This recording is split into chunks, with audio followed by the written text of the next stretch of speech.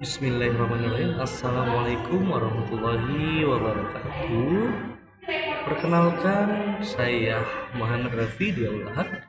Pada kesempatan kali ini, saya akan mempresentasikan materi pertemuan kelima mata kuliah Artificial Intelligence dengan topik pengetahuan dan penalaran dua, yaitu tentang logika order pertama atau yang sering kita ketahui dengan first order logic. Berikutnya, pada presentasi ini, saya akan membahas pengenalan first order logic, sintaks, dan sistematiknya. Bagaimana penggunaannya dalam representasi pengetahuan, serta bagaimana proses inferensi dilakukan. Tujuannya adalah agar kita dapat memahami bagaimana komputer merepresentasikan dan menalar pengetahuan menggunakan logika order pertama atau first order logic.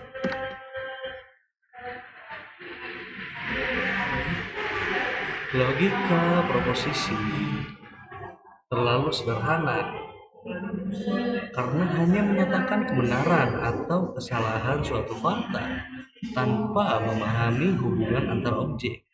Misalnya, kita tidak bisa menyatakan semua dosen adalah pengajar tanpa menuliskan satu persatu, karena kita butuh logika yang lebih kuat, yaitu logika order pertama atau biasa disebut dengan first order logic.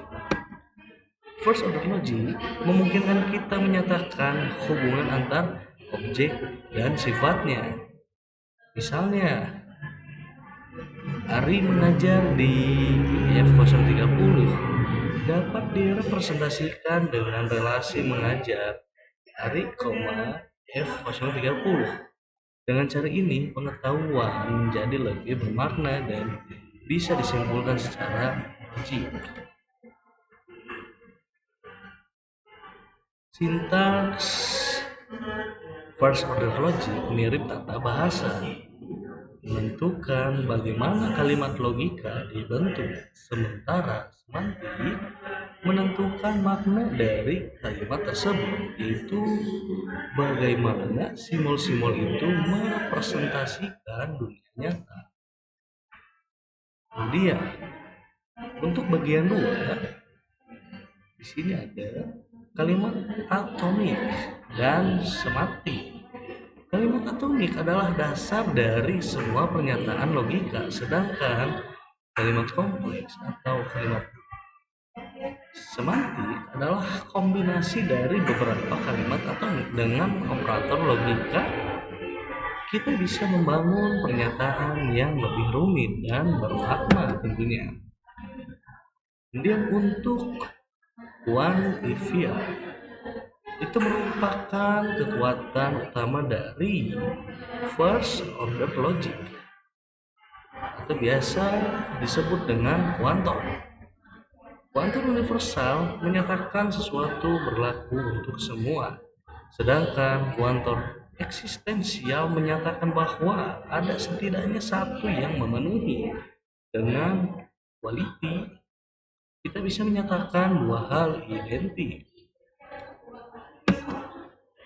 Dalam rekayasa pengetahuan, first order logic digunakan untuk menambah fakta dan melakukan inferensi. Misalnya, jika kita tahu semua dosen memiliki gelar, maka dari fakta dosen dalam kurung Ari, kita bisa menyimpulkan memiliki gelar dalam kurung Ari secara otomatis. Kemudian di sini ada inferensi first order logic, memungkinkan sistem mengambil kesimpulan baru berdasarkan fakta dan aturan. Proses unifikasi membantu menemukan nilai yang membuat dua kalimat logika setara, sedangkan lifting memungkinkan aturan inferensi bekerja pada variabel. Kemudian di sini ada metode inferensi first order logic, di mana ada Robert Chaining, data driven dari fakta ke kesimpulan.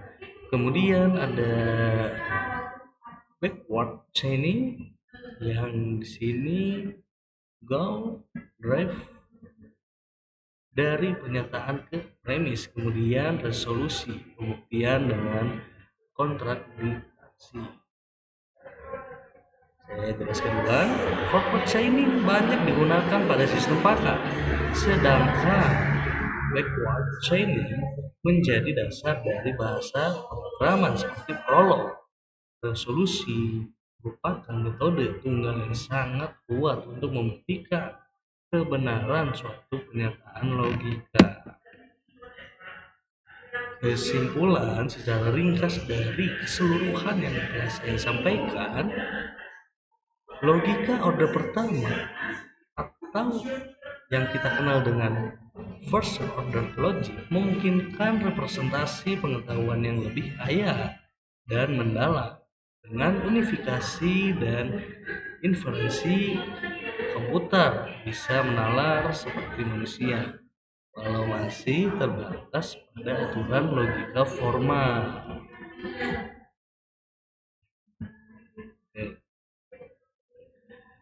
Sebelum saya pamit undur diri, di sini saya akan bacakan sebuah surat dari surat ayat 1 sampai ayat 5 yang berbunyi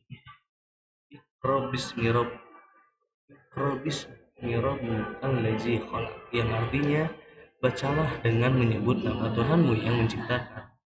Kemudian khalaqal insana min 'alaq, yang artinya dia menciptakan manusia dari segumpal darah. Iqra wa rabbukal akram, yang artinya bacalah, Tuhanmu lah yang maha mulia. Allazi 'allama bil qalam, yang artinya yang mengajar manusia dengan pena. Kemudian untuk ayat terakhir, 'allamal insana ma ya'lam, yang artinya dia mengajarkan manusia apa yang tidak diketahuinya. Dalam ajaran Islam, kita diperintahkan untuk menggunakan akal untuk berpikir dan menalar. Hal ini sejalan dengan konsep artificial intelligence, di mana kita mencoba meniru cara berpikir manusia secara sistematis dengan logika kode pertama. Kita membangun dasar bagaimana mesin dapat berpikir secara rasional. Kemudian untuk esensi dari sambungan ini adalah belajar dan menalar adalah bagian dari ibadah dan tanggung jawab manusia untuk menggunakan akalnya.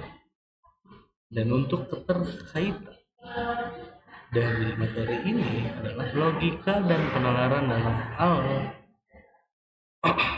dalam AI ataupun yang biasa kita sebut dengan artificial intelligence, mencerminkan upaya manusia memahami ciptaan Allah Subhanahu wa Ta'ala melalui akal dan ilmu. Mungkin cukup sekian presentasi dari saya dan yang dapat saya sampaikan. Mohon maaf dengan kata-kata yang salah dan serta khilafan. Terima kasih. Wassalamualaikum warahmatullahi wabarakatuh.